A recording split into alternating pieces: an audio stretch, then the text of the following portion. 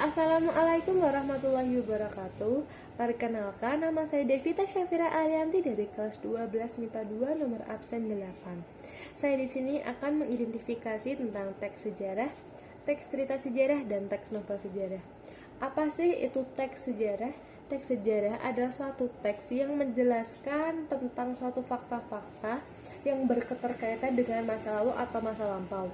Yang menjadi latar belakangnya adalah suatu peristiwa yang bernilai sejarah. Dan apa sih itu teks cerita sejarah? Teks cerita sejarah adalah suatu teks yang menjelaskan tentang suatu hal atau suatu peristiwa yang berketerkaitan dengan nilai-nilai sejarah. Dan yang ketiga ada teks novel sejarah. Apa sih teks novel sejarah itu? Teks novel sejarah adalah suatu karya sastra yang menceritakan tentang fakta-fakta yang terjadi di masa lalu atau masa lampau. Biasanya berisi tentang teks sejarah. Biasanya juga teks novel sejarah itu berasal dari sang penulis. Dan ada gak sih persamaannya? Ada dong.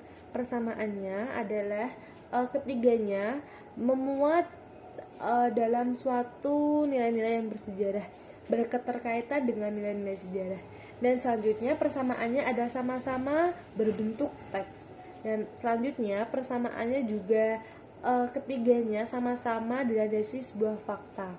Ada gak sih perbedaannya?